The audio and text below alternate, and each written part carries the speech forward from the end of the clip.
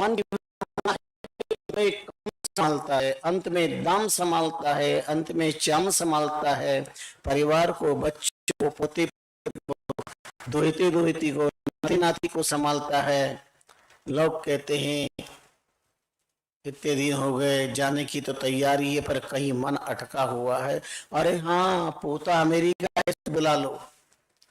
और पोता आता है दादाजी के पास में, दादाजी दादाजी राम राम राम राम, मेरे को पहचाना दादाजी, मेरे को पहचाना। अब दादाजी बोल ही नहीं पा रहे हैं, पहचानने से इनकार कर रहे हैं, कोई जवाब नहीं, कुछ नहीं। और अगर प्राण निकल जाए तो लोग कहते हैं पोती में प्राण था, इसलिए इतने समय तक यह ठहरे हुए थे। आशा थी,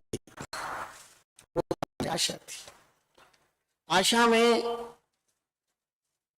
ये बड़ा चिंतनीय विषय है। आशा में श्वासों का खजाना बंद होने पर भी,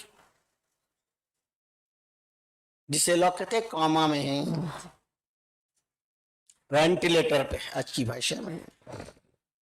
क्या है वेंटिलेटर?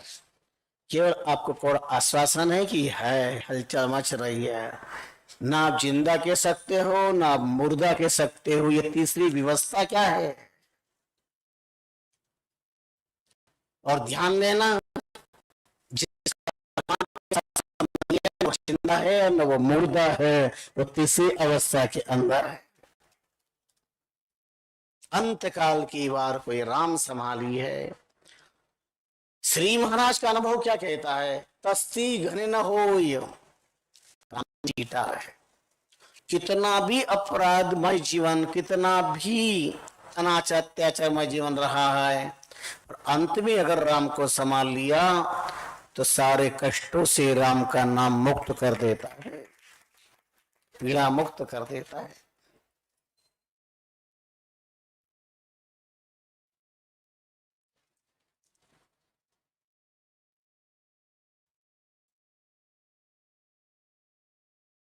भजन के प्रभाव से जो अनुभव किया है महापुरुष ने, वो लोक कल्याण के लिए वाणी के माध्यम से समक्ष रखा है। और ज्ञान थोपा नहीं है, जबरदस्ती नहीं। अपनी मैं कहूं वो ही सच है, ये तो बहुत गलत बात है। इसलिए मैं बार बार याद दिलाता हूं, अगर परिवार को त्रास मुक्त करना है, समाज को संकट मुक्त करना है, राष्ट्र को संघर्ष मुक्त करना है, तुम्हारे अपने जीवन को आनंदित करना है, तो ये साखी तो तुम याद कर लो, दोहा याद कर लो। कुछ कह गए, कुछ सह गए, और कुछ कहते कहते रह गए। कुछ कह गए, कुछ कह गए, कुछ सह गए, और कुछ कहते कहते रह गए। मैं सही तुम गलत, इसी बात में न जाने कितने रिश्ते ढह गए। हमेशा व्यक्ति क्या कहता? कुछ भी, मैं सही हूं। बेटा कहता बाप से, तो कहता मैं सही, पिताजी तुम गलत हो। सास से बहू कहती मैं सही तुम गलत, सास कहती मैं सही तुम गलत, पिता कहता मैं सही तुम गलत, भाई भाई का संघर्ष मैं सही तुम गलत, सेवक स्वामी में सेवक कहता मैं सही आप गलत। कैसा व्यवहार है ये? तुम्हारे सही होने पाने का क्या प्रमाण पत्र है? मैं कह रहा हूं, अच्छा बताओ तुम कैसे कह रहे हो? अपनी आंखों से देखा है। यही तुम्हारा अज्ञान है कि तुमने अपनी आंखें मान ली है और अपना मान लिया। चलो अभी 9 बजने में 10 मिनट की देर है और तुम्हारी आंखें सबके पास में हैं, और यही ठीक 12 घंटे बाद रात को 9 बजने में 10 मिनट की देर हो, तुम्हारी आंखें तुम्हारे पास हो और अचानक लाइट गुल हो जाए, बताओ कैसे देखोगे? तुम अपनी आंख से देखने का दावा करते हो ना कि मैं चश्मदीद गवाह हूं, मैंने अपनी आंखों से देखा है। तो बताइए, वो आपकी आंखों से जो देखा है, वो आपकी आंखें लाइट बंद होती, आपकी आंखें देख के चिल्लाते हो टार्च लाओ, माचिस लाओ, बैटरी लाओ, अरे वहां पर वो देखो वो वहां वो रखा है। अच्छा देखो, अंधेरे में भी आप देखते हो, पर तुम्हारी आंख से नहीं देखते हो, आवाज से देखते हो। ए खड़ा रहे, वहां का वहीं जा खड़ा है, वहीं रख खड़ा रहे। भैया इधर आ जा, देख मैं इधर पास में हूं, इस तरह। अच्छा मैं आ रहा हूं। अब तुम कैसे आ रहे हो, अंधा है तो तुम हाथ से देखते हो, जाते हो ना, धीरे धीरे धीरे, फिर हाथ से आंख से नहीं देखते हो। किससे देखा? अगर तुम्हारे पास ज्ञान है तो तुम्हारे हाथ से भी तुम देख लेते हो, और ज्ञान नहीं है तो आंख से भी नहीं देख सकते हो कि संत जा रहे हैं, मंदिर जा रहे हैं, तीर्थ स्थान जा रहा है, हम नमन कर ले। आंख है तो भी तुम अंधे हो गए। तुमने गोमाता को प्रणाम नहीं किया, महापुरुष पधार रहे तुमने प्रणाम नहीं किया।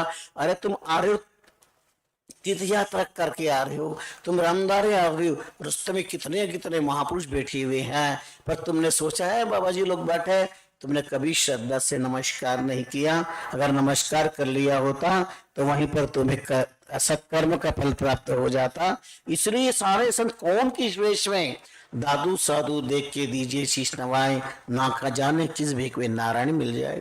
ये सारे क्षत्रिय की भूमि सिद्ध भूमि है, बड़े बड़े सिद्ध आज भी यहाँ विद्यमान है। इन चमड़े की आंख से हम नहीं देख सकते, ये विकारों की आंख से निर्विकार परमात्मा और निर्विकार महात्मा का दर्शन अगर हो जाता तो इनको चमड़े की आंख कहता ही कौन? विकारों की आंख से निर्विकार को कैसे देख सकते हो? काला चश्मा लगा करके व्हाइट वस्तु, काला चश्मा लगा करके सफेद वस्तु देखने का दावा कर रहे हो, यह निरा मूर्खता है, ये बाल कुचित अविवेक है। तुम्हारी आंखों पे अगर गुलाबी चश्मा है तो सारा जगत तुम्हें गुलाबी दिखाई देगा, काला चश्मा है सारा जगत तुम्हें काला दिखाई देगा। जैसे रंग का चश्मा तुम्हारी आंखों पे चढ़ा है ये संसार वैसे ही दिखाई देगा। अब तुम्हें तुम्हारी आंखों पे ज्ञान का, राम का चश्मा चढ़ाना है या काम या ज्ञान का चश्मा चढ़ाना है, ये निर्णय तुम्हारा अपना है, थोपा थोड़ी जा सकता। तब महाप्रभु कहते, कहे वेद पुराण साख कह जन सोई रे। मैं नहीं कहता, कहे वेद पुराण साक्षी है, कह संत जन सोई रे।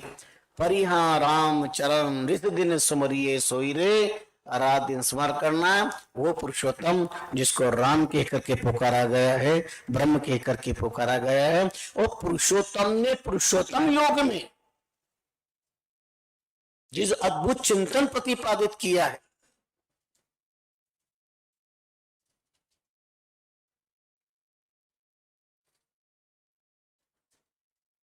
अक्षर ब्रह्म योग में भगवान स्वयं श्रीमुख से फरमाते हैं, अंत काल की बार तजे इम देह जो, मेरो सुमरत करत मनोवच एह जो। जहां आस वास मम भावल है सोई रे, परिहा सो फिर जन्मे नाई संशय कोई रे। ये भगवान द्वारकाधीश की वाणी है, कृष्ण गीरा है, ये गीता की उपदेशता भगवान मधुसूदन का वाक्य है अक्षर ब्रह्म योग में।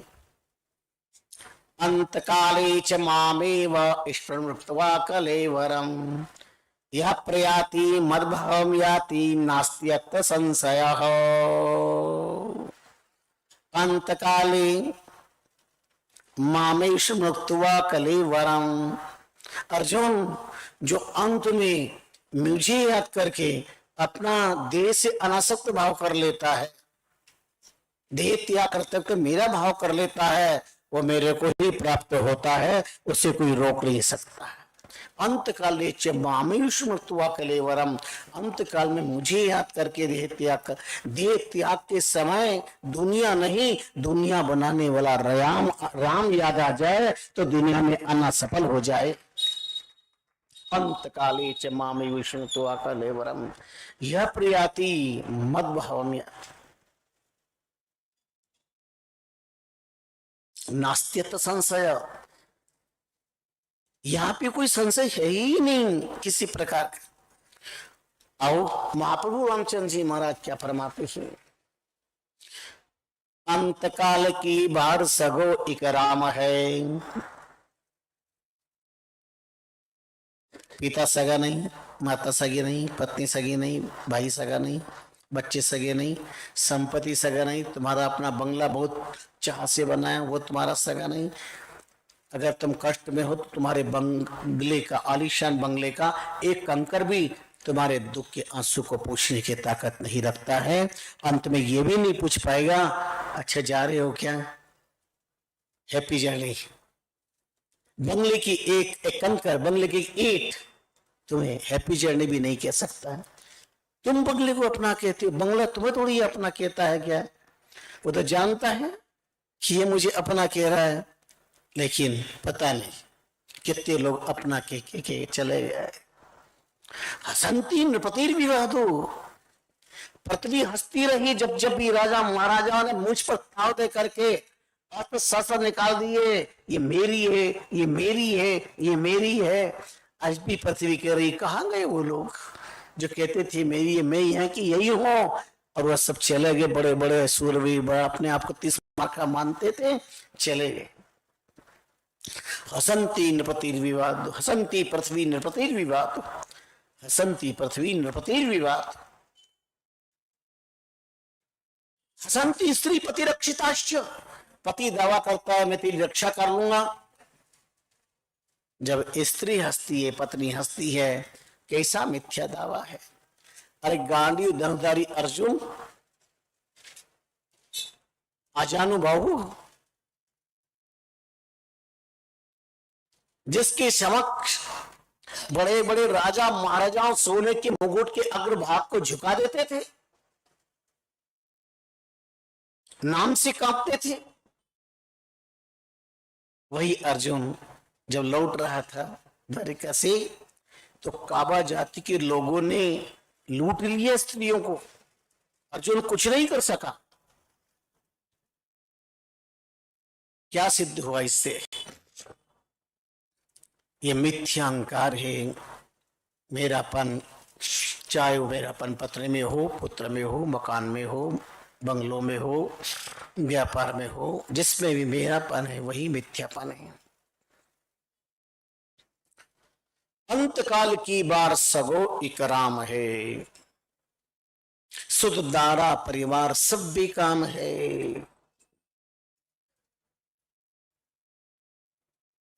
अंत काल की बार अगर कोई सगा है तो केवल राम है, सुध दारा परिवार सब बेकाम है। काल महा प्रचंड पछाड़े जीव को, पर्याप्त ही अवसर शिपाल, सुमरिये सोही पीव को। श्री महाराज ने कैसा घन चिंतन दिया। अंत काल की बात जीव पछाड़ता है, उस वक्त राम याद आ जाए। जो रक्षा करे उस राम का स्मरण रात दिन करके जीवन को पावन बनाइए। ये स्वामी रामचंद्र जी महाराज का आत्मानुभव है, आत्मानुभव है।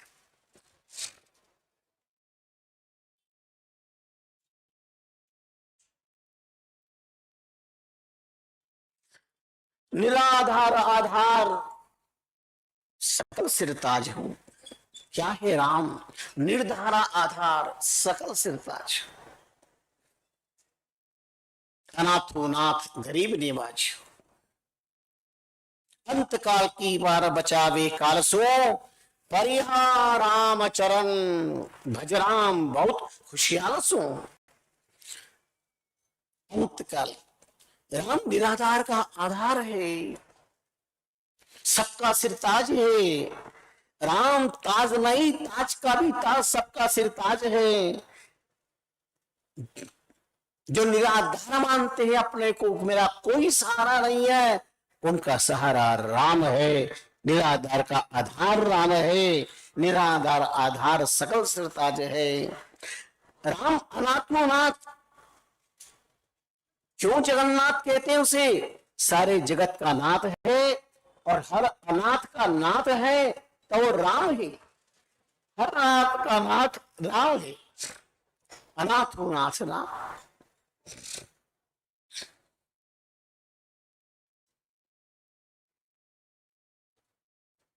क्या नहीं, राम क्या है, इसकी अपेक्षा राम क्या नहीं। अनाथ हो नाथ, गरीब निवास। अच्छा, राम को गरीब निवास क्यों कहते हैं? बहुत सुंदर फरमाते हैं। तुलसीदास जी से पूछा कि उन्हें गरीब निवाज परमात्मा को क्यों कहते हैं आप? तब बहुत सुंदर बात आप कहते हैं, मोती मानक महंगा किया, सस्ता किया अनाज, तुलसी तब हम जानिया, राम गरीब निवाज। पवन पानी सस्ता किया अनाज, तुलसी तब हम जानिया, राम गरीब निवाज। मोती का मूल्य है, माणिक का मूल्य है, सोनाभूषणों का मूल्य है, बहुत ज्यादा मूल्य है, साधारण व्यक्ति की बस का विषय नहीं है। लेकिन भगवान दिन भर सनलाइट प्रदान करता है, किसी घर पर बिल नहीं आता।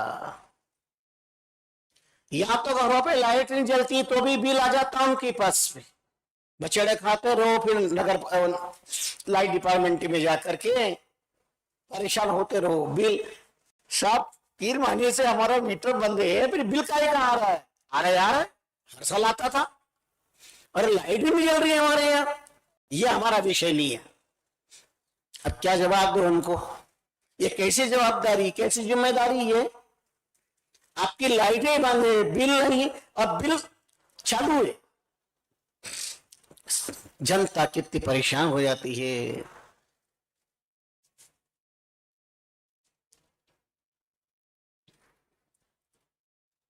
लेकिन दिन भर उसकी लाइट जलती है, फुल लाइट जलती है, सनलाइट, सूर्य भगवान। इंदौर में किसी घर में भगवान का बिल आया हो कि भैया दिन भर तुमने लाइट का उपयोग किया है, लाओ। अब आप कहेंगे ऐसा, हम तो सनलाइट से तो सूर्य के प्रकाश में तो हम बस ऐसे ही घूमते फिरते चलते फिरते हैं, पर हमारे यहाँ जो टीवी चलती है, जो भी काम चलता है वो तो लाइट से चलता है, बिजली से चलता है। तो बिजली कौन देता है? और आजकल सौर ऊर्जा का काम चल रहा है सब जगह, सौर ऊर्जा। सूर्य की दिन भर की ऊर्जा इकट्ठी करके क्या विज्ञान ने गति करी है। भगवान की लाइट में से लाइट लेकर के और उससे सारे संसार का काम हो रहा है, फिर भी भगवान का बिल तुम्हारे पास में नहीं आ रहा है कि तुमने हमारे सूर्य से ये संचय किया, लाभ बिल ना हो। अगर विश्व सरकार ऐसा कर ले तो बताओ क्या होगा, कैसे जियोगे? गंगा यमुना का प्रवाह प्रवाहित हो रहा है, तुम नहाओ धो, कपड़े धो, जल पियो और भर भर के ले जाओ। गंगा से भर भर के लेके आते हो, बड़े बड़े लेके आते हो ना गंगा जल लेके, 4-4, 5-5। भगवान कभी नहीं कहते तुम्हारे यहां से पानी लेकर गए हो तो लाओ बिल लाओ। चलो छोड़ो, तुम्हारे घर में पंखे चलते हैं, बिल आता है? भगवान के यहाँ पंखे चल रहे हैं, पूरा एसी लगा रखा है इंदौर के अंदर। पूरे इंदौर में एसी लग रहा है कि नहीं? ठंडक है कि नहीं है? अरे कहाँ जाना कि कश्मीर है, राम नाम पे विश्वास रखो तो यहीं पर कश्मीर है। एक ने अपने पति से कहा कि ये सब लोग विदेश यात्रा करते हैं तो मेरी भी इच्छा है कि मैं जो है वो अमेरिका, रूस और लंदन जाकर घूम के आऊं। उन्होंने कहा ए सुन,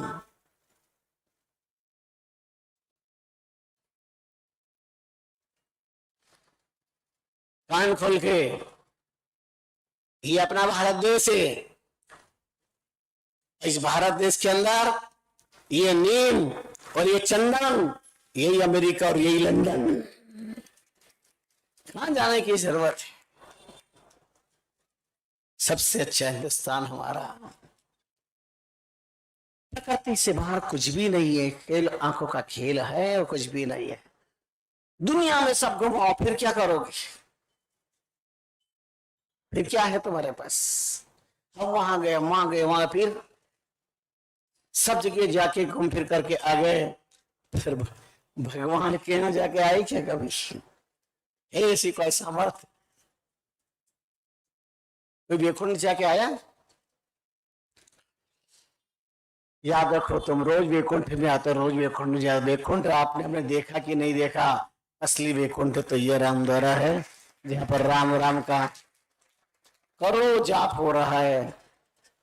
अनगिनत जहां पर शास्त्र प्रवचन, वेद प्रवचन, वाणी प्रवचन, गीता प्रवचन, जहां भी सत्संग होता है 33 करोड़ देवता वहां आते हैं। वैकुंठ में 33 करोड़ देवता क्या कर रहे हैं? अभी तो सब इंदौर में आए हुए हैं, अधिक मास के अंदर कार्यक्रम के अंदर सब लाभ ले रहे हैं। और जहां भी सत्संग होता गुप्त रूप से, सूक्ष्म रूप से आकर के विराजमान रहते हैं, हमें पता नहीं चलता। और कब किस पर उनकी कृपा दृष्टि हो जाए नहीं पता, कौन किस रूप में आके यहाँ विद्यमान हो जाता है।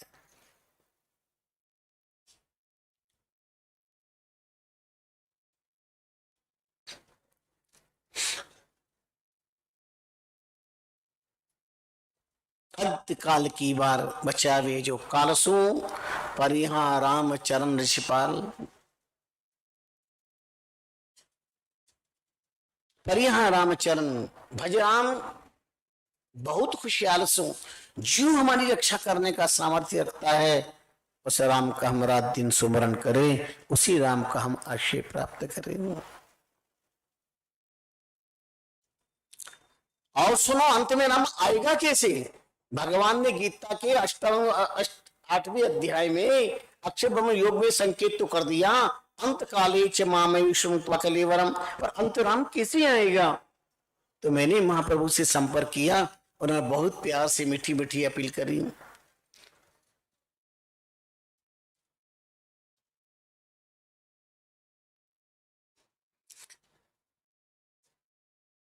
पहले के साधन किया, अंत समय हो जाए। अगर आपकी साधना शुरू से है तो अंत में राम याद आएगा। पहले के साधन बिना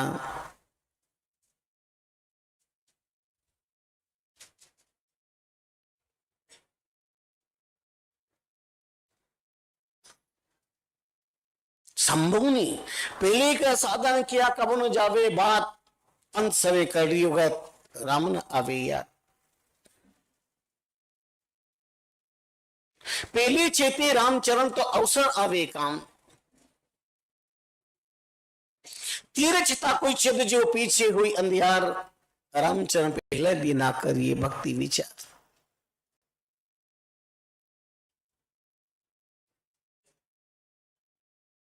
पहले के सदन क्या अंत समय याद ही जावे। पहले के साधन बिना जरा दबावे आए, जरा दबावे आए, अंत समय कहीं नहीं जावे। कंठ कपले रोज करा से सेन बतावे,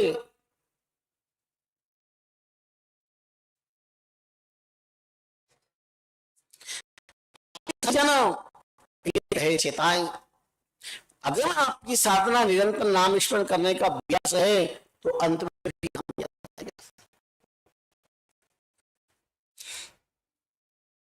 बहुत प्रसंग आप लोग श्रवण करते हैं। आसन्न मृत्यु युक्ति, पलंग पर लेटा हुआ है, मरने की तैयारी है,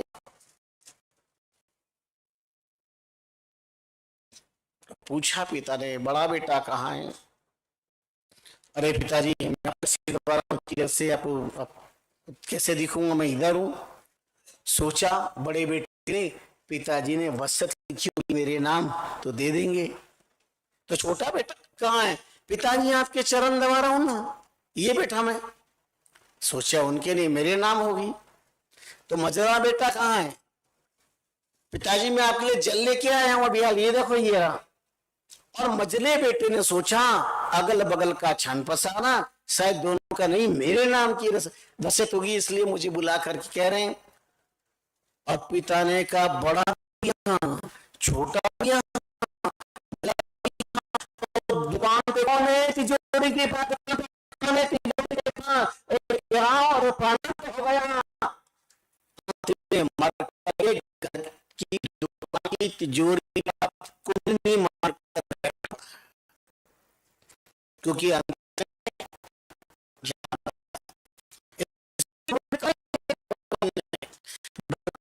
कहते हैं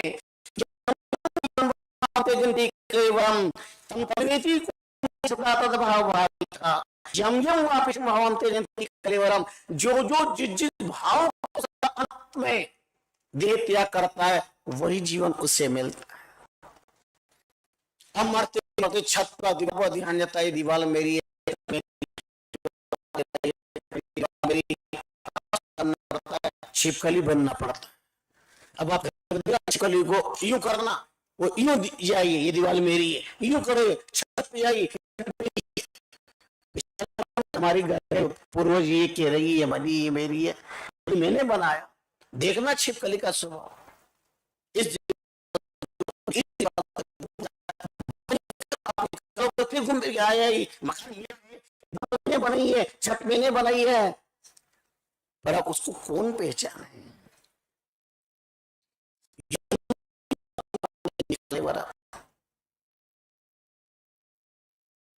झाड़ू खा झाड़ू मते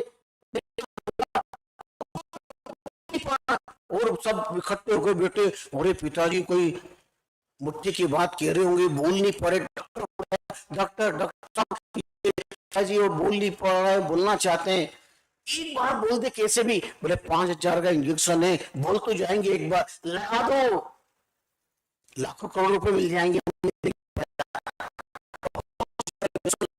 इंजेक्शन लगाते पावर आया और मरते करता है, कहा बेटा झाड़ू, बेटा झाड़ू, अरे वो गाड़ी झाड़ू खा रहे बेचारा, झाड़ू खा रहा है, अपराध तो हो गया। व्यक्ति की आशतः वास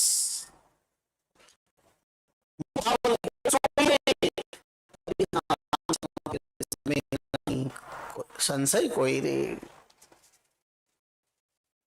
रात दिन हम ये श्रवण करते हैं फिर भी, क्योंकि 7 प्रकार के श्रोता होते हैं, उनमें 78 श्रोता जो होते हैं जिंदगी भर सुन ले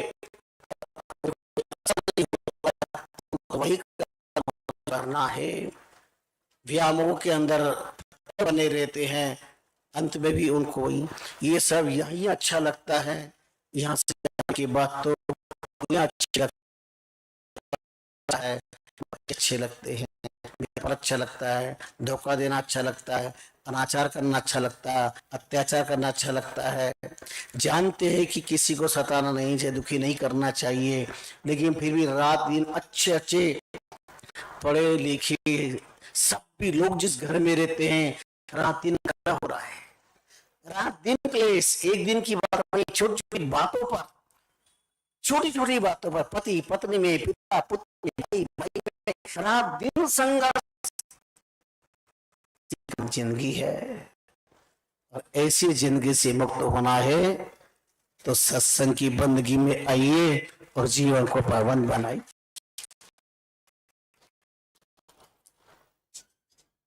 अंत सुधरी हमारा, बचपन नहीं सुधर पाया। आदि गुरु सदाचारी फरमाते हैं बड़ा सुंदर, बाल सतावत पीड़ा सक्त, तरुण सतावत तरुणी रक्त, वृद्ध सतावत चिंता मग्न, परे ब्रह्मणि कौपिन लग्न, भज गोविंदम भज गोविंदम, गोविंदम भज मूढ़मते, भज गोविंदम भज गोविंदम, गोविंदम।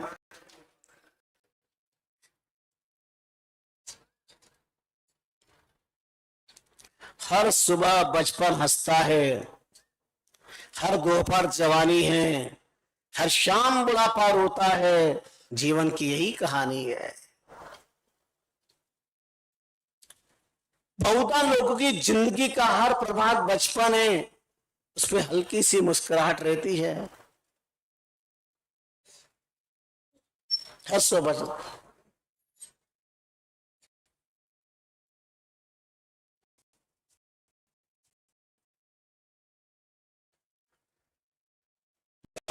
का जीवन कैसा होता है, शाम का जीवन कैसा होता है,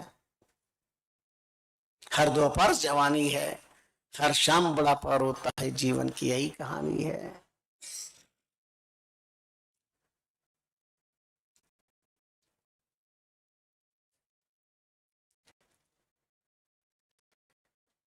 अंत हमारा सुधरे, बहुत लंबी चौड़ी उपाख्यान है, प्रमाण उदाहरण, अनंत उदाहरण, एक नहीं अनगिनत उदाहरण है। लेकिन हमारे शास्त्रों में बड़ा मार्मिक चिंतन दिया है। एक ऐसा व्यक्ति जीवन भर पाप किया, बदी शिकार करने वाला,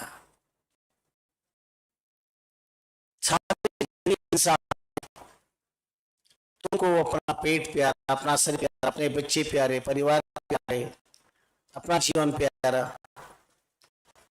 तो पशु पक्षियों को भी अपना शरीर, परिवार, बच्चे प्यारे हैं, पैदा नहीं कर सकते, मारने को तुम्हें क्या अधिकार है?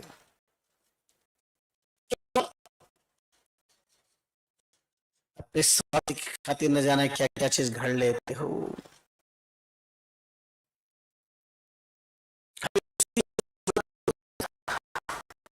सो काम कत्ल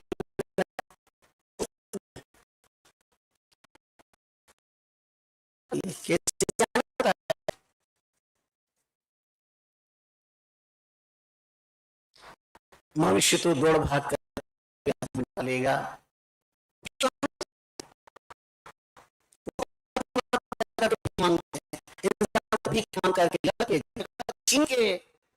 पशु तो ऐसा व्यवहार नहीं करते, पर पशु के साथ में व्यवहार किया जाता है। कैसा ज्ञान का देश है मेरा भारत देश।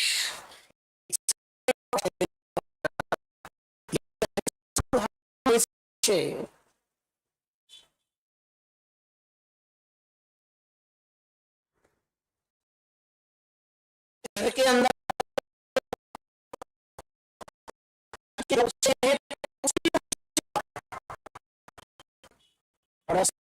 को पत्नी है, जब तक वो दूध देती रही तब तक हमने उससे प्यार किया, खिलाया पिलाया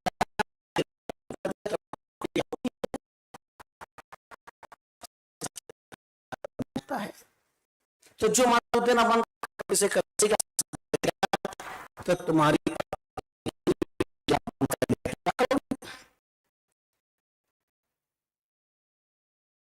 कौन करेगा इस पर चिंतन मानना। जिस मात्रा में 33 करोड़ देवता विद्यमान है, उनके साथ इतना अन्याय आखिर क्यों? कौन जिम्मेदार?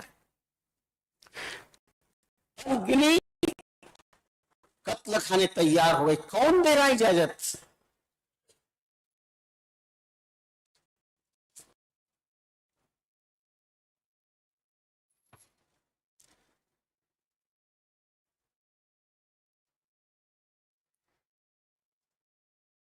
स्वार्थ, संपत्ति, सम्मान, तुष्टिकरण नीति के खातिर घर कर्म नाशा के निर्माता ये लोग हैं।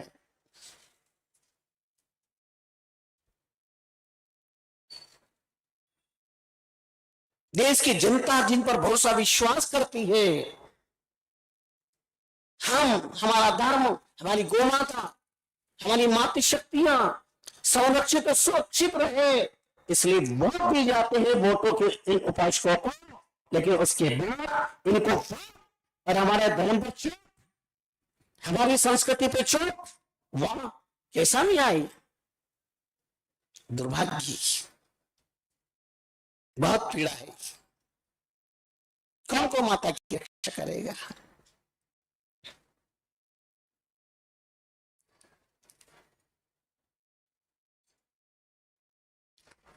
बहुत पीड़ा है, दर्द है। हमें मुस्कुराता देखकर दुनिया समझती है कि हम गम से खाली हैं, पर दुनिया को क्या पता जिस गम के बाग में तुम रहते हो उसके हम माली हैं। जिस गम के बाग में तुम रहते हो उसके हम माली हैं। दर्द तो क्यों नहीं होगा?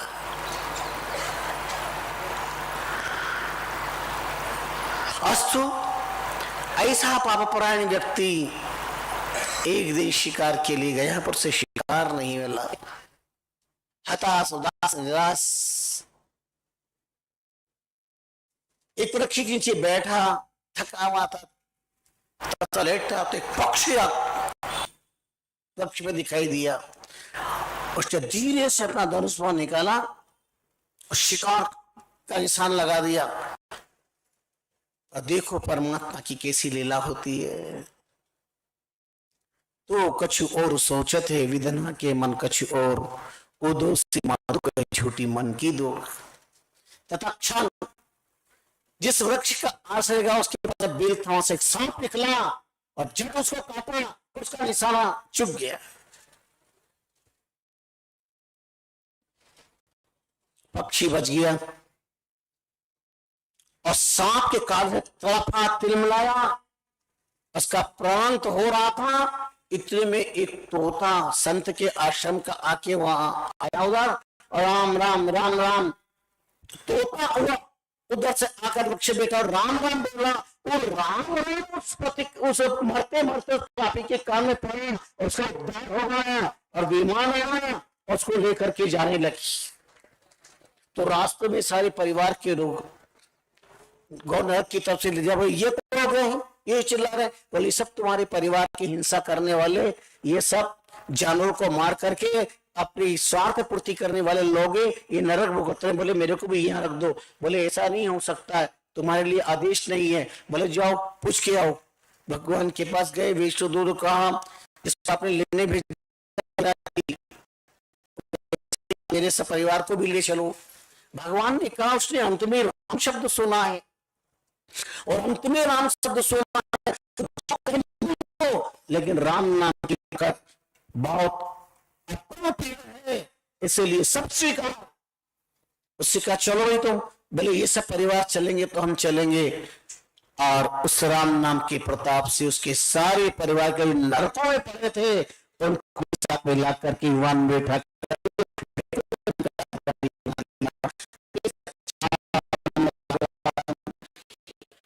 यही नाम का प्रभाव, यह है नाम का। तब महाप्रभु कहते हैं दीन क्षण क्यों करे जमारो, समर्थ राम संभाल जठर मेरा कनहारो। चार सार हार मत चाले भाई, सगो नहीं परिवार नारी पिता रुमाई। दामन आवे काम आन सब झूठ सहारा, अंत काल की बार कोई नहीं करे संभारा। आद अंत मदि राम है सब जीवार, राम चरण सुमरिया सुखी विसरिया बुरा हवाला। इसलिए हमें सदगुरु की जरूरत पड़ती है।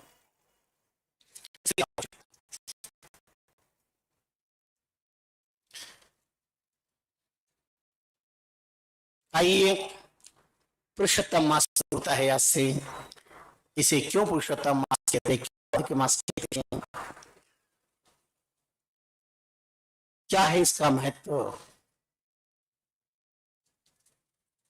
थोड़ा थोड़ा प्रसाद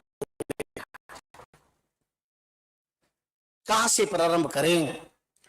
किसी भी ग्रंथ को, किसी भी विषय को जब प्रारंभ करते सोचते प्रारंभ कहां से करें? जैसे पूछिए आपसे कि गुलाब जामुन को कहां से खाना प्रारंभ करते मीठा लगेगा, कहीं से भी पाओ मीठा लगता है। तो ग्रंथकार सबसे पहले वंदे वंदर मंदरगम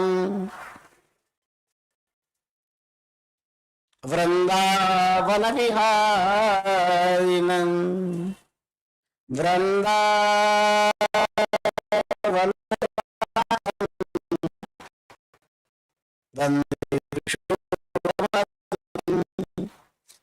पहला श्लोक है।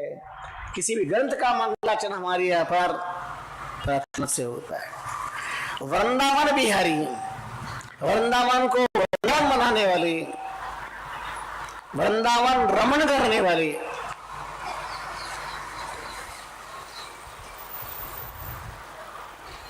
वंदे वंदारु मंदारम, कल्प वृक्ष की तरह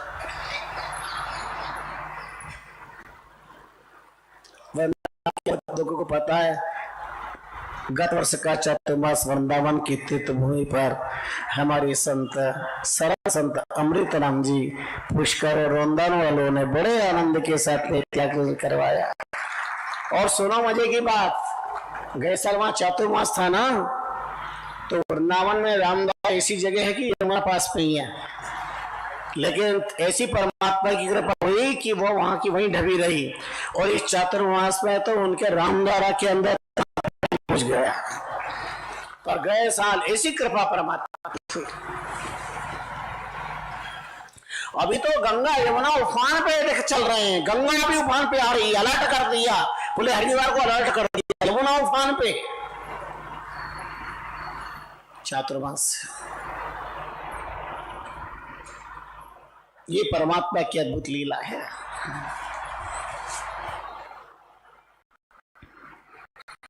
कब वृंदावन में चातुर्मास पर हो गए पता नहीं, पहले भी सपना था और अब भी सपना हो गया।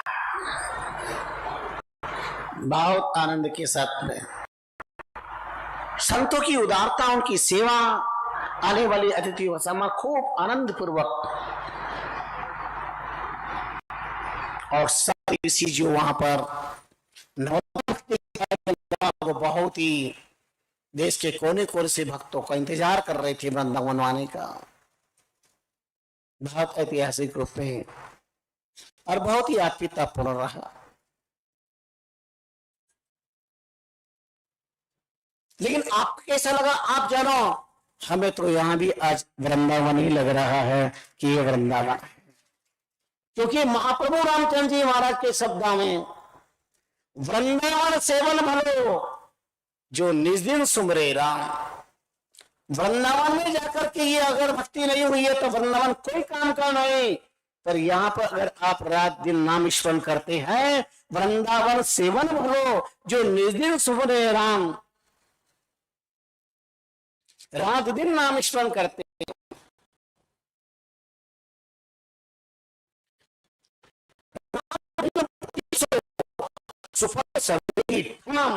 स्वामी रामचंद्र जी महाराज की वाणी फरमाया है, जो राम राम करते हैं तो जहां राम करते हैं चारों धाम वहां पर प्रकट हो जाते हैं। ये वृंदावन का भी वृंदावन है, चित्रकूट का भी चित्रकूट है।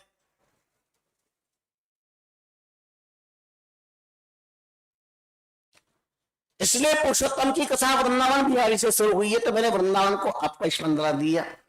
जब वृंदा तुलसी के पौधे हैं, जब वृंदा की भक्ति ने वृंदावन को वृंदावन बनाया है, वृंदा की भक्ति ने बनाया, जब वृंदा राजा की शक्ति ने वृंदावन बनाया है। समय के साथ इतिहास करवट बदल लेते हैं, दब जाते हैं इतिहास के पन्ने काल की करवट में, कौन जानता है।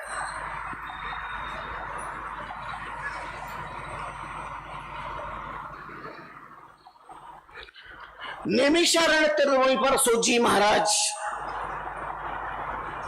के पहले अनंत ऋषि महर्षियों का आगमन होता है।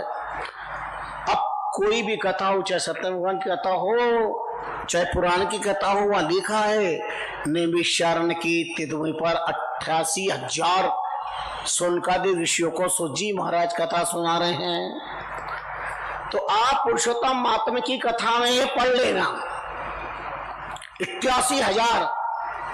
तो 88,000 का अगर नाम लिखते तो ग्रंथ कितना बड़ा होता, वो ग्रंथ की नाम ग्रंथ हो जाता। इसलिए 88 ऋषियों का नाम दिया है। संक्षिप्त में बात बता दूं मैं आपको। सुमंत, असी, देवलो, सुमंत, जगी सभ्य, पिपलाद, एक पाद, द्विपाद, पौनारी, जवाहरी, वशिष्ठ, विश्वामित्र, 88 ऋषियों के नाम दिए हैं। मर्म की बात यह है 88,000 ऋषि महर्षि, और इतनी प्रशांतता जैसे छत्रीबाग रामद्वारा में एक हल्की सी आ जाए तो पता चल जाए, एक सुई गिरे तो पता चल जाए, इतना शांत वातावरण। ऐसे 88,000 सोमकादिक ऋषियों को सूजी महाराज कथा सुनाते और प्रशांतता, कोई हलचल नहीं। तब एक महात्मा आश्चर्य पैदा करते हैं, 88 संग्रह में और बिछुड़त न तजे प्राण। 88 संग्रह में बिछुड़ना छांडे प्राण का कालू कलिकाल में दो ही मिले उत्पात। इतनी अपार जनसंख्या कैसे यार की, पर कोई हलचल नहीं, कुछ नहीं। और यहाँ दो व्यक्ति मिल जाए तो उत्पाद, उधर सर यहाँ नहीं बैठेगा, वहां बैठेगा। और तो सत्संग में भी आप भेदभाव ना देखो। यहाँ जो ज्ञान हमें भेद समाप्त करता है, अगर हमारा पहचान का आ गया, आजा यहाँ आजा, और पहचान का नहीं है, कोई बैठे है यहाँ पे, उधर से उधर, यहाँ नहीं उधर।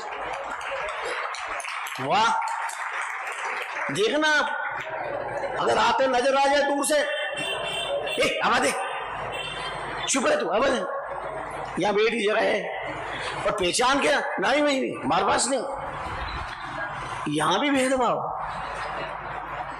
सत्संग में भी भेदभाव। आश्चर्य की बात,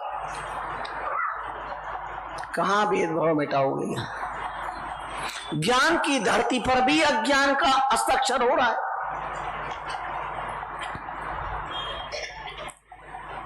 और ऐसे समय में व्यास्त ने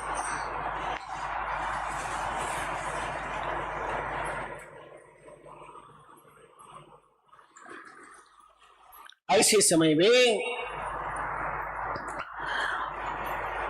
रोमहर्षण के पुत्र सूतजी महाराज उग्रश्रवा का आगमन होता है, रक्तांबर धारण करके। और ऋषियों ने ओ ये तो जिनके ऊपर भगवान की कृपा हुई है। क्यों कृपा हुई है? क्योंकि आपने सुना है बलराम जी तीर्थाटन करने के लिए गए थे और रोमहर्षण सूतजी विराजमान थे तीर्थ,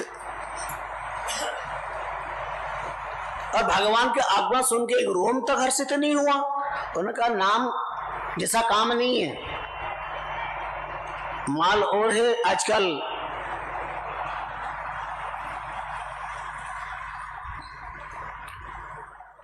सैंपल नमूना अलग है और आर्डर देते हुए माल कचरा। नाम रोमहर्षण, मेरे को तो कोई हर्ष नहीं हो रहा है। हत्तीन का लेके यूं किया, सीधा लगा यहाँ भगवान की कहा हाँ का हो गया, बोल रहा जी आपने सुतवत को ये क्या किया? कोई बात नहीं, इनका बेटा अब यहाँ पर बैठेगा व्यास के शासन पर, जबकि उग्रश्रवा होना चाहिए पहले से सुन ले। इसलिए इनका नाम उग्रश्रवा था, तेज श्रवण करने वाले। और उनको कहा कि जाओ, वेद पुराण साथ सब तुम्हें कंठस्थ हो जाएंगे और अखंड ज्ञान मंडित तुम हो जाओगे। उनको वहां पर विद्यमान किया। इसलिए ऋषि महर्षि ने उनका भारी भव्य स्वागत किया, सम्मान किया। आप शास्त्र विशारद हैं, वेद परंगत। इस भयावह व्यार काल कलिकाल में आत्मकल्याण का साधन क्या है, हम आपसे जानना चाहते हैं।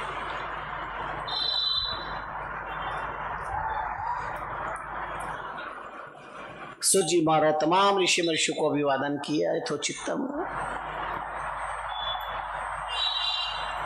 ज्ञानी गुणी कुलवान खानदान हमेशा विद्वता और विनम्रता की मणि कांचन मन संयोग होगा। अकड़ता उनका स्वभाव नहीं है। खानदान कुलवान का पता उससे ही चल जाता है, दो बात से, वाणी से और व्यवहार से।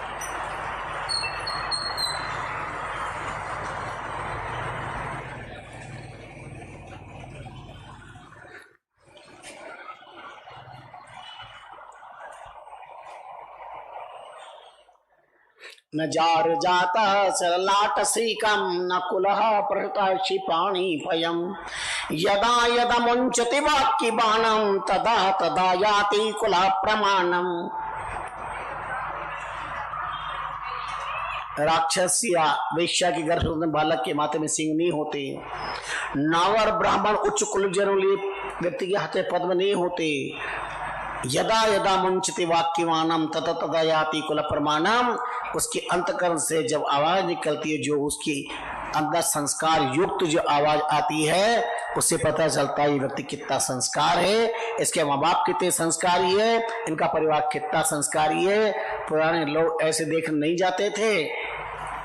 बीज से वृक्ष का पता, वृक्ष से बीज का पता चल जाता था। बच्चा खानदानी, बच्चा संस्कारी है, अदब है, आपको भी शर्म है, लिहाजा बोलने का बहुत अच्छा है,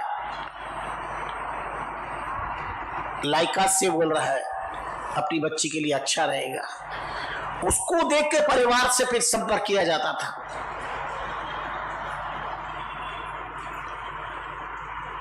देखिए बाप के तो करिए आपकी संस्कार। आज संस्कार शून्यता के कारण परिवार अंतहीन परेशान है। कहां हमारी बच्चियों को हम कहां किसके साथ संबंध कराएं? और इसी का परिणाम हो रहा है वर्णसंकरवाद, विवशता, मजबूरियां। अर्जुन ने कहा था अधर्मयोगात् कष्टो प्रदुषंति कुल स्त्रिया स्त्रीषु दुष्टासु वासनाई जायते वर्णसंकर संकुरु नरकाये कुलग्राम वर्णसंकरश्च पतंती पितरो येषां लुप्त पिंडोतक क्रिया। वर्णसंकरवाद विकृति का परिणाम है लुप्त पिंडोतक क्रिया। जैसे जर्सी गाय के बछड़ों पे ककूद नहीं होता,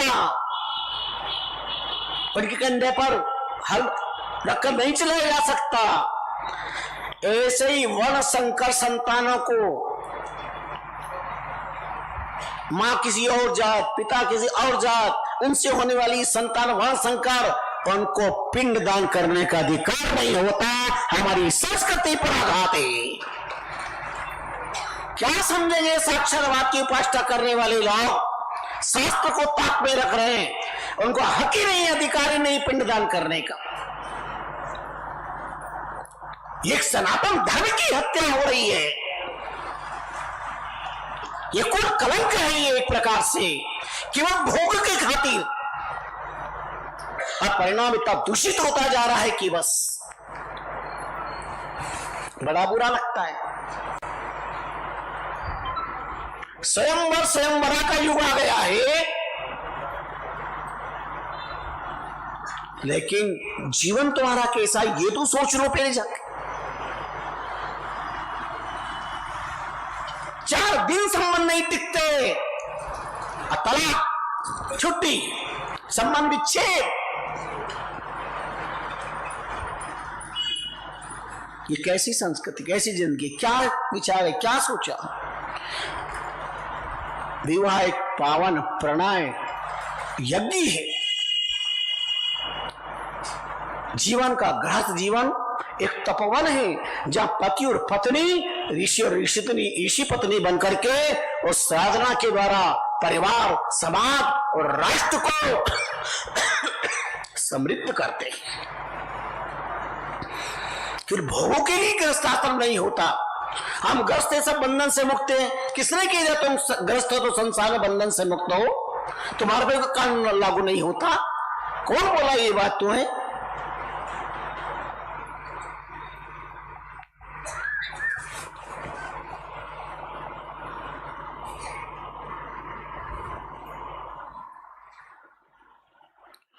बहुत सूझ, बहुत समझदारी, दूरदर्शिता का विषय है गृहस्थाश्रम। अस्तु तो रात दिन कला, समाज की गिरावट, राष्ट्र की चरमराहट,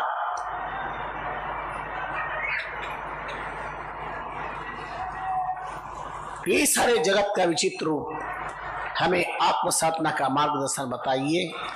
आप पर भगवत कृपा है, शास्त्र का सार क्या है ये हमें बताइए। और सूत जी ने सबका सम्मान करते हुए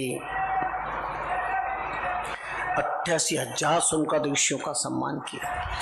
कितने शांत होकर के बैठे होंगे। और ज्ञान की ताकत होती है जहां सबको एकता के धागे में पिरो देते हैं। मैंने आपको बताया सूतराम धागे का है। ये सूत जी, ये धागा, वो ऋषभ श्रोता, ये माला की मणि। मैंने कहा था 4 दिन पहले, मणियों की फितरत है टूट कर बिखरने की, पर धागे की एक जीत होती है सबके इकट्ठा कर एकता के साथ पिरोने की। अर्थात इसको माला कहते, इसको माला कहते। जिस घर में एकता होगी, घर के सब परिवार, और एकता होगी ज्ञान से, अज्ञान से नहीं। अज्ञानी व्यक्ति शास्त्र को नहीं मानेगा, संविधान को नहीं मानेगा, मर्यादा को नहीं मानेगा, वो अपने आप को भगवान मान लेगा, अपने साथियों को, अपने मायदे के लोगों को भी ऐसा ही कहेगा। हमारी पहचान यहां से है, हमारी पहचान इससे है, ये हेतु है, ये एक श्रद्धा निष्ठा आस्था का ये भगवत स्वरूप है। ये इससे पहचान, इसको अगर ताक में रख करके आए, कौन पूछने वाला, कौन गधे को अच्छा चारा डालेगा। और हम अहंकार कर बैठते हैं, मैं क्यों जो करना, मैं नहीं, शास्त्र कहे वो करना, साधु रामदेव कहे वो नहीं करना, स्वामी रामचंद्र जी महाराज की वाणी क्या कहती वो करना है, भगवान की गीता क्या कहती ये करना है, शास्त्र क्या, वेद क्या कहते ये करना है। मनुभव धर्मम चर सत्यम वद।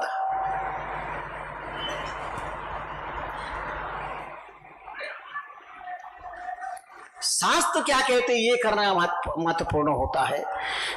तो सूत्र एक धागे में, एकता में, और ज्ञान वो एकता है जो सारे जगत को बांध के रखती है। मर्यादा वो एकता है, अनुशासन मर्यादा बहुत जरूरी है। गंगा मर्यादा में बहती है, लोग दुनिया पूजती है, डुबकी लगाते हैं, पर जहां छलक जाती है बाहर गटर में मिल जाती है, कौन गंगा कहेगा। और गटर गंगा में मिले तो भी लोग उसे गंगा कहते हैं, पर गंगा गटर में मिल जाए तो लोग गटर कहते हैं। किंतु व्यक्ति सत्ता और संपत्ति शक्ति जमाने के नशे में अपने यत्किंचित प्राप्त ज्ञान की प्राप्ति में अहंकार का पुतला बन जाता है कि बस मैं ही संसार का ईश्वर हूं, लोग मेरी आज्ञा का ही पालन करेंगे।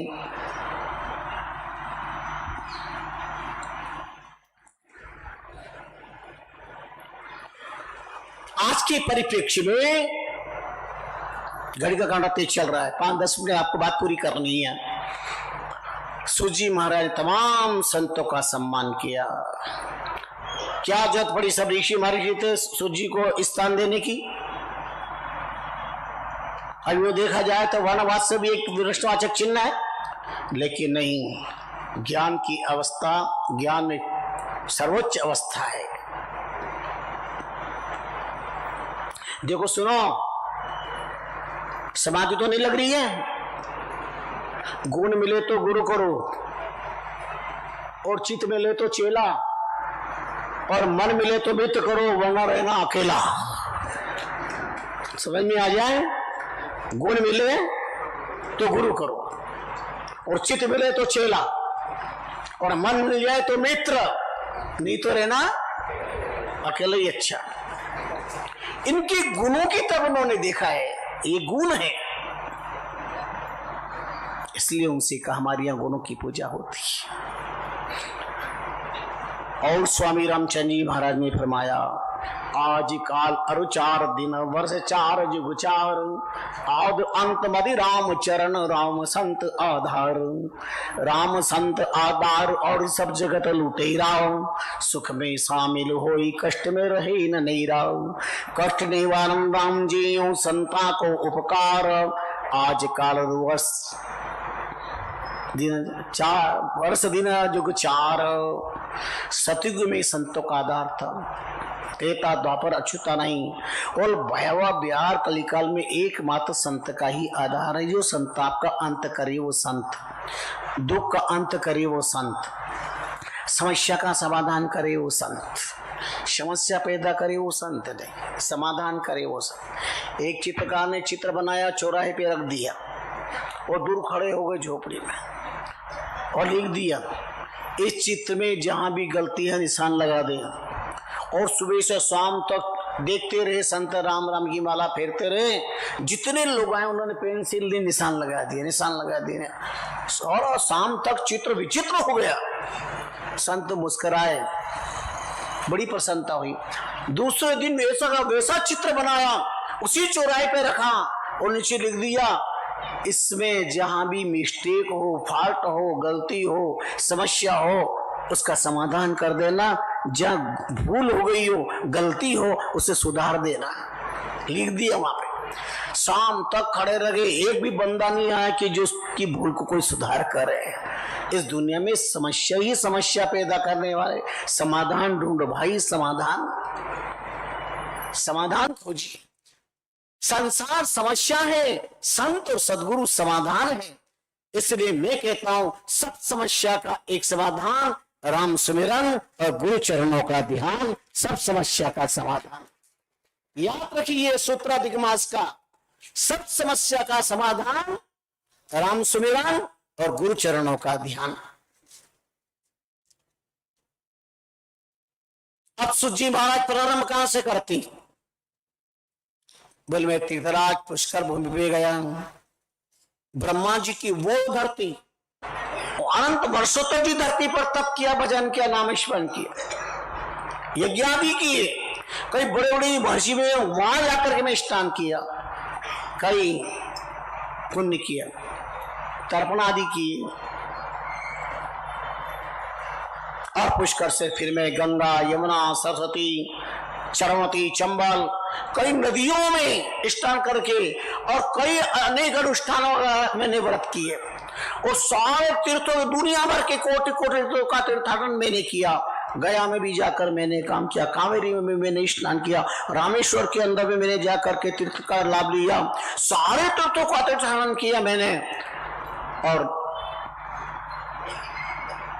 हस्तिनापुर में आया तो वहां पता चला गंगा के तट पर सुखदेव जी महाराज व्यास पुत्र पधारे हुए हैं और अनंत संत महात्मा इकट्ठित वहां पर हो रहे हैं। तो मैं भी वहां पर पहुंचा और जाकर के मैंने भी अवदान किया। और वहां पर सबके बीच में सुखदेव जी, आप जानते हैं सुखदेव जी, जति एक सुखदेव रेंदिन सुमरे रामा, राम भजन प्रताप और सब जीते कामा। कैसे थे सुखदेव जी, क्या उनका इतिहास? बच्चे उनका धूल डाल रहे हैं, स्त्रियां उनका अपमान कर रही है, पर वो मस्त बोला ना होकर के। परमहंस और पागल दोनों को पहचानना मुश्किल है। रामकृष्ण परमहंस को लोग कहते थे आप पागल हो, दुनिया आपको पागल कहती है। वो मुस्कुराते कहते नहीं, झूठ झूठ झूठ, सफेद झूठ। मैं पागल नहीं हूँ, मैं पागल नहीं हूँ, मैं महापागल हूँ, मैं महापागल हूँ। पागल तो सारी दुनिया है और ये संसार पागल खाना है और सारी दुनिया पागल है। कोई संपत्ति के लिए, कोई सत्ता के लिए, कोई सुंदरता के लिए, कोई सम्मान के लिए पागलपना सूझ रहा है रात दिन दुनिया, सब पागल है। पर मैं उस महान तत्व के लिए पागल हूँ, परमात्मा को पाने के लिए, इसलिए मैं वहां पागल हूँ। पंजाबी में कहते जेड़ा कल न थींदो तेने पागल केंदो, सिंधी समाज में भी कहते हैं इस भाषा में। पाया ने प्राप्त गले ने लक्ष्य, जो अपने लक्ष्य को प्राप्त कर लेता है वही असली पागल होता है। मीरा पागल बनी लेकिन कृष्ण को पा लिया। ध्रुव पागल बने, परमात्मा को पा लिया। प्रहलाद पागल बने, एक नई रचना भगवान की नरसिंह के खंभे में से पकड़ करा दिया। यह प्रहलाद का भक्ति का पागलपन था और क्या था। समझदारों ने परिवार तोड़ा, समझदार ने रिश्ते तोड़े, समझदारों ने माँ बाप की आंखों से खून के आंसू निकलवाए, समझदारों ने मर्यादा को हनन किया, समझदारों ने धर्म स्थानों को न जाने किस दृष्टि से देखा, समझदारों ने पता नहीं क्या क्या अन्याय के कदम उठाए, समझदारों ने समाज और राष्ट्र को पतन के गर्त में जाके डाल दिया। जितना काम समझदारों ने बुरा किया किसी ने नहीं किया, और पागलों ने जो भी कुछ किया वो लक्ष्य को प्राप्त कर लिया, परमात्मा को पा लिया। राष्ट्र के दीवाने राम प्रसाद बिस्मिल का लोग कहते थे दुनिया में पागल कहती है, वो मुस्कुरा के कहते दुनिया के दिमागों में भरे खुशियों के लच्छे हैं, दुनिया के दिमागों में भरे खुशियों के लच्छे हैं, हमें पागल ही रहने दो, हम पागल ही अच्छे हैं। पत्नी कहती कई बार पति को कैसे पागल हो, पत्नी कई बार कह देती है कैसे पागल हो, पति कह देता तो कितनी पागल है, ये पागल शब्द तो बड़ा विचित्र है संसार के अंदर। बिना डिग्री के लोगों को मिल जाती ये उपाधि। तो पागल बने बिना कुछ मिलता नहीं संसार के अंदर।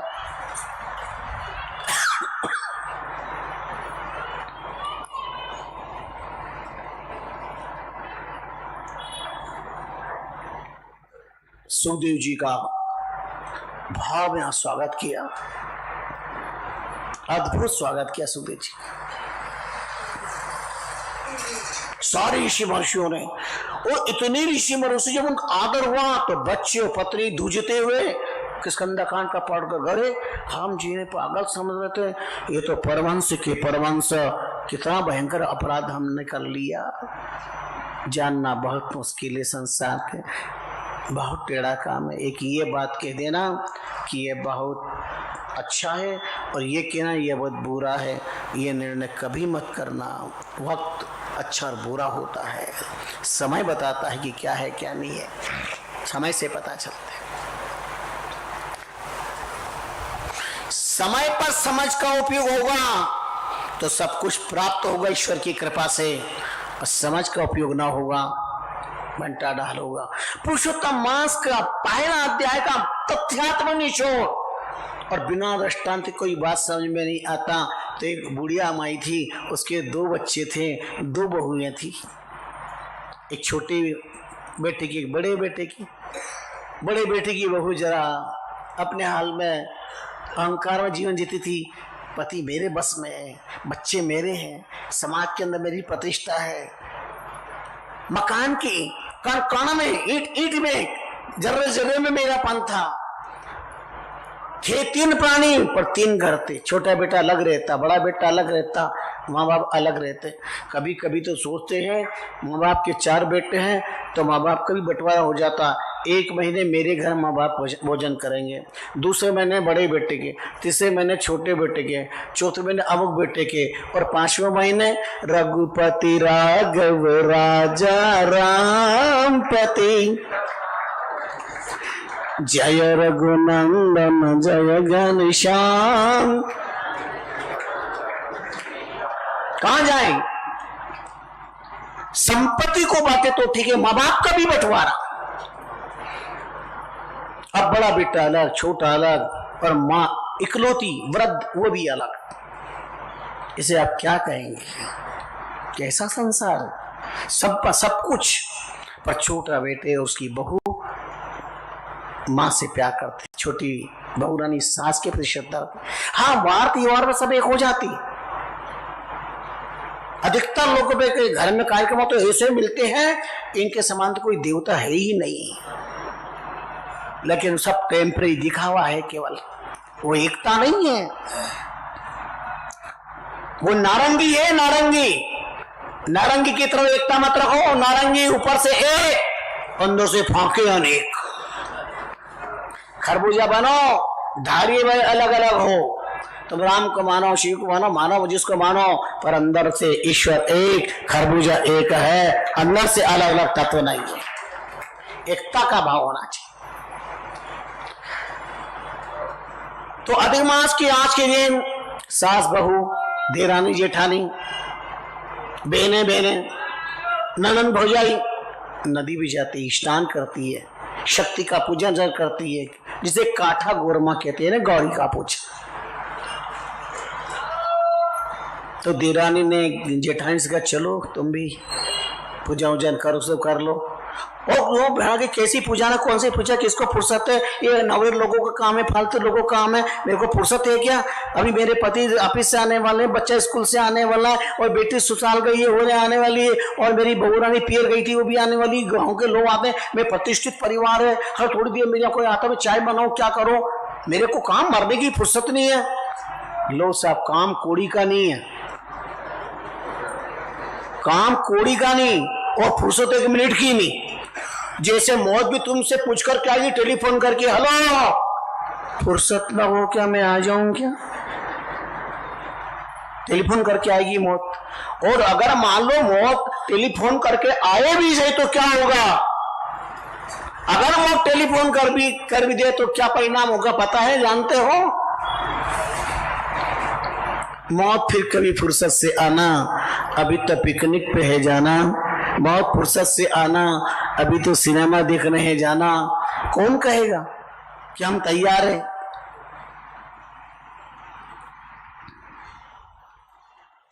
देरानी ने सारी बात सास से कही। सास ने कहा, बेटा ऐसा ही होता, जहाँ सब सुख सुविधा संपन्नता सब कुछ परमात्मा देता है, और ये अज्ञानी जीव उसी परमात्मा को भूल जाता है। तो जिससे व्यस्त है उसकी कृपा से, उसके लिए तेरे पास टाइम नहीं है। बहुधा देश के उन लोगों को बहुत खरी बात कहते, संत राखे नहीं बांधते, यूं तो भटकते रहते देश के नेता लोग इधर से उधर, और वोट मिल जाने के बाद भी कोई काम होता है? फुर्सत ही नहीं है, टाइम नहीं है, काम कुछ नहीं है। कौन सा 24 घंटा क्या करते हैं, उनका हिसाब किताब पूछो तो पता चल जाएगा कहां जीवन बीत रहा है। जिस परमात्मा की कृपा से सुंदर जीवन मिला, मनुष्य का संपत्ति मिली, परिवार मिला, सब अच्छा मिला, उस परमात्मा के लिए फुर्सत नहीं है।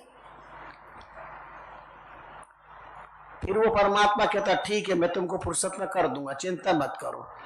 फिर वो जानते हैं कि परमात्मा फिर उसको फुर्सत में कर देता है, बिल्कुल फुर्सत में जा, अब फुर्सत में। आगे तो आपसे समझते ही हो फुर्सत में करने का मतलब, सब समझदार श्रोता हो।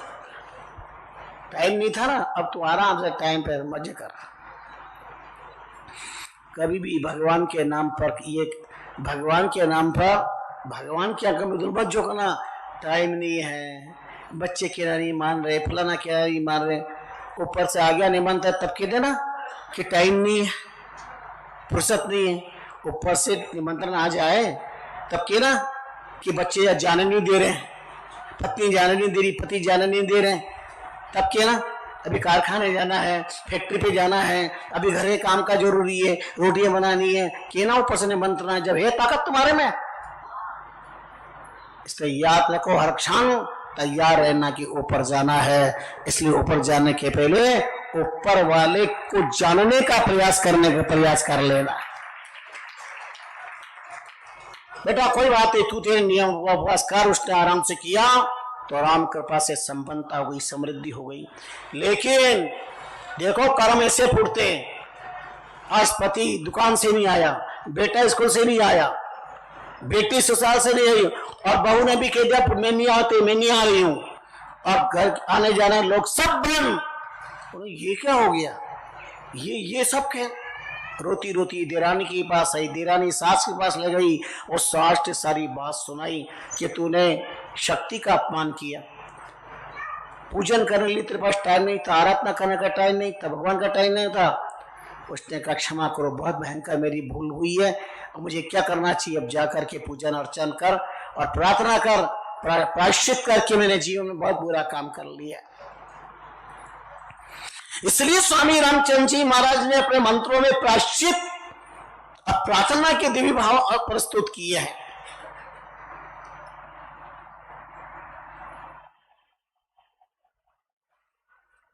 अवगुण उठत बैठता, बोलत चालत खात, अवगुण सोवत जागता, अवगुण आवत जात, अवगुण आवत जात, दिन दिन अवगुण करे हो, उन अवगुण की खान, शाम के डर नहीं डर हूं।